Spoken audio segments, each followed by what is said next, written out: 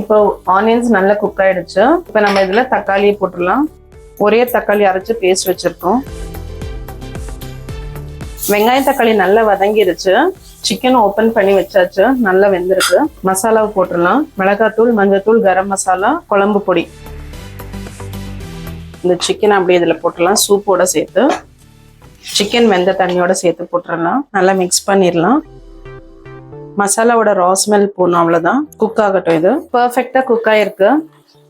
இன்னும் கொஞ்சம் ட்ரை வேணும்னா கூட நம்ம ட்ரை பண்ணிக்கலாம். சிக்கன் பாத்தீங்கன்னா நல்லா டெண்டரா ஜூஸியா இருக்கு. பாத்தீங்கன்னாலே தெரியும் எவ்வளவு சாஃப்டா இருக்கு பாருங்க. இவ்வளவு ஈஸியா கட் ஆகுது. நம்ம ஒரு 2 விசில் வச்சு எடுத்ததால நமக்கு ஈஸியா வேலை முடிஞ்சிருச்சு. இல்லைன்னா கொஞ்ச நேரம் எக்ஸ்ட்ரா டைம் எடுக்கும். ஒரு மேபி இன்னொரு 20 மினிட்ஸ் எக்ஸ்ட்ரா ஆகும். நம்ம சீக்கிரமா ஒர்க் முடிக்கணுன்றதுக்காக இந்த மாதிரி பண்ணியிருக்கோம். நீங்க ஃபுல்லா கடாயிலே வச்சு கூட பண்ணலாம், பட் அது ரொம்ப டைம் கன்சியூம் ஆகும். இதுனா நம்ம ஒரு 20 மினிட்ஸ்ல மொத்த ஒர்க்கை முடிச்சிட்டோம். கலர்ஃபுல்லா அவ்வளோ அழகா இருக்கு பார்க்க. நல்ல வாசனை. சிக்கன் சுக்கா ரெடி ஆயிடுச்சு.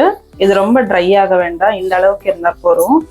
நான் இதை ஆஃப் பண்ணானே திருப்பி இன்னும் கொஞ்சம் ட்ரை ஆயிடும். அவ்வளவுதான், ரெடி ஆயிடுச்சு. பர்ஃபெக்டான ஒரு சிக்கன் சுக்கா. நீங்களும் இதே மாதிரி உங்க வீட்டுல எல்லாருக்கும் செஞ்சு ஆசைத்துங்க.